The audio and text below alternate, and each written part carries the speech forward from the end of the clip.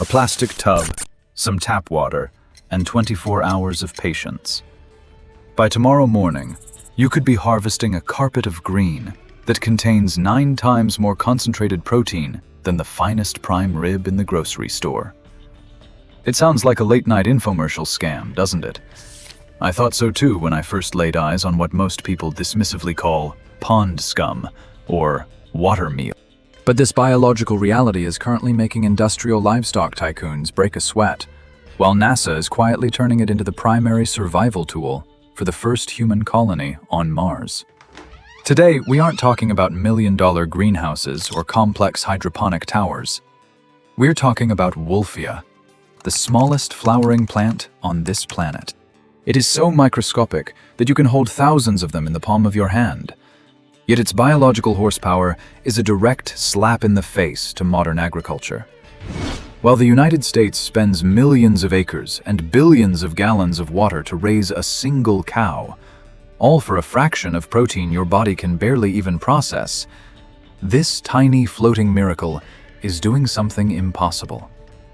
It is doubling its entire mass every single day.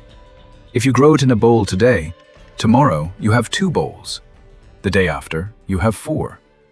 It requires no soil, no chemical fertilizers, and it is effectively laughing at the concept of food scarcity that the system uses to hike your grocery bills. But why has something this powerful, something our ancestors likely saw floating in every clean pond, been labeled a weed and erased from the American plate for a century? The answer is a bitter pill. You cannot patent a plant that grows for free in a bucket. If you could grow your own steak on your windowsill for the price of a breath of air, who would buy the overpriced supplements and processed meats?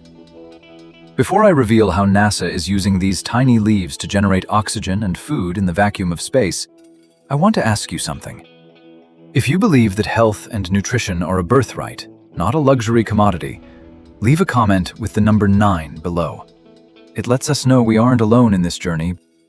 Don't forget to like and subscribe, because what I'm about to tell you next regarding the hidden vitamin B12 inside this plant will change the way you look at your backyard pond forever. While the average American farmer is battling rising diesel costs, unpredictable droughts, and the crushing weight of bank loans for heavy machinery, 250 miles above our heads, something revolutionary is happening in the silence of the International Space Station. Since 2014, NASA's Veggie program has been obsessing over a singular problem. How do you sustain human life on a 3-year journey to Mars when every pound of cargo costs $10,000 to launch? The answer isn't a better protein bar or a more advanced freezer. It is a biological engine that requires no soil and almost no space. NASA scientists identified Wolffia, or duckweed, as the ultimate space crop for one terrifyingly efficient reason: its doubling time. In the right conditions, this plant can double its entire biomass in less than 24 hours. To put that into perspective, if a human infant grew at the rate of duckweed, it would weigh as much as an elephant by its 2nd day of life. NASA's project scientist Joya Massa and her team realized that for space travel, where every square centimeter of growing area is more precious than gold, duckweed offers more nutrition per unit of space and time than any other crop ever tested. It's not just about the protein, it's about the oxygen. As it grows at this frantic, almost supernatural pace, it is scrubbing carbon dioxide from the air and pumping out fresh oxygen, acting as a living, breathing life support system that you can also eat for dinner. But here is the detail that NASA discovered which makes this plant feel less like a vegetable and more like a high-tech biochip. Duckweed is a mega producer. It doesn't waste energy building trunks, branches, or complex root systems. It is essentially a floating leaf that is 100% edible. Every single atom of the plant is designed for nutrition. When astronauts look at a tray of Wolffia, they aren't just seeing pond scum. They are seeing a self-replicating, solar-powered pharmacy. However, NASA isn't just interested in the protein or the oxygen. They found something else inside these microscopic green spheres. something that should be physically impossible for a plant to produce. Yet it's there, waiting to disrupt the entire $170 billion supplement industry. If you walk into any health food store today, you will be told the same thing. If you want vitamin B12, you have to eat meat, or you have to buy a plastic bottle of synthetic pills. For decades, the scientific consensus was that plants simply do not produce B12. It was the missing link in plant-based nutrition, a structural flaw that kept humans dependent on the industrial meat complex or pharmaceutical companies. Then, the Institute of Food Research, IFR, and researchers at the University of Cambridge stumbled upon a discovery that should have been front-page news. They found that certain strains of Wolffia contain high concentrations of bioactive vitamin B12. Not a B12-like analog that your body can't use, but the real thing. Specifically, methylcobalamin and adenosylcobalamin. This is a biological anomaly. It's the result of a symbiotic relationship with specific bacteria that live in the water and are absorbed into the plant's tissue. But for you, the consumer, the result is the same. A whole food source of the most critical vitamin for nerve function, brain health, and DNA synthesis. For the over 60 population in America, where B12 absorption becomes a major health hurdle, this isn't just a plant, it's a neurological shield. So why hasn't your doctor told you about this? Why aren't we seeing duckweed juice next to the orange juice in the supermarket? The reason is purely economic. The global dietary supplement industry thrives on isolated nutrients. They want to sell you vitamin C from one bottle, vitamin B12 from another, and protein powder from a third. A single cup of duckweed makes all three of those bottles obsolete. When a food is this complete, it stops being a product and starts being a threat. The system cannot profit from a nutrient-dense superfood that you can harvest every single morning in your kitchen for the cost of a few gallons of water. But to keep you from realizing this power, they had to perform a masterclass in psychological warfare. They had to make you fear the very thing that could set you free. There is a specific type of propaganda used by the chemical and agricultural industries called the weed label. If a plant is highly nutritious, grows effortlessly, and requires zero expensive inputs like patented fertilizers or pesticides, it is immediately branded as a nuisance or a weed. This isn't a scientific classification, it's a marketing strategy. By labeling duckweed as pond scum, the industry ensured that for 70 years, Americans would spend billions of dollars on herbicides like Roundup to kill the very thing they should have been eating. We have been trained to prefer a manicured, chemically dependent lawn over a self-sustaining pond of life. The structural suppression of duckweed is rooted in the fact that it is unpatentable. You cannot own the genetics of a plant that has been floating on the Earth's waters for millions of years. You cannot build a subscription model around something that doubles itself every 24 hours. In the industrial food model, efficiency is only good if it happens in a factory they own. Efficiency in your backyard is called a pest. Consider the math of a typical American grocery trip. You buy a bag of spinach that was harvested 2 weeks ago, shipped 1,500 miles, and has already lost 50% of its nutrients. You pay for the fuel, the plastic, the marketing, and the profit margin of the supermarket.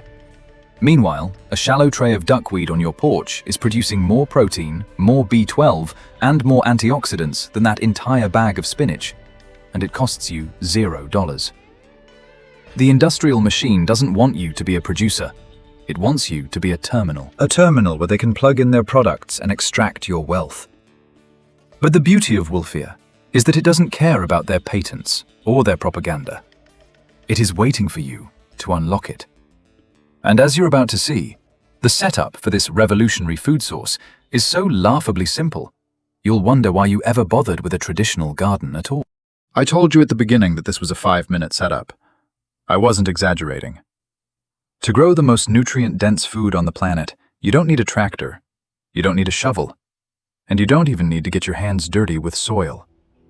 Here is the exact blueprint for what I call the galactic life support setup. First, find a shallow, wide container, a recycled plastic storage bin, an old baking dish, or even a clean child's wading pool. Wolffia doesn't need depth.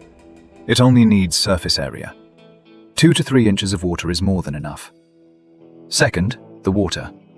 Filtered tap water is best. If your water is heavily chlorinated, let it sit out for 24 hours so the chlorine can evaporate. This is a living organism. It wants clean, mineral-rich water. Third, the starter culture. You can order Wolffia globosa or Lemna minor online for a few dollars. It will arrive in a small bag. When you pour that bag into your water, you are essentially booting up a biological computer.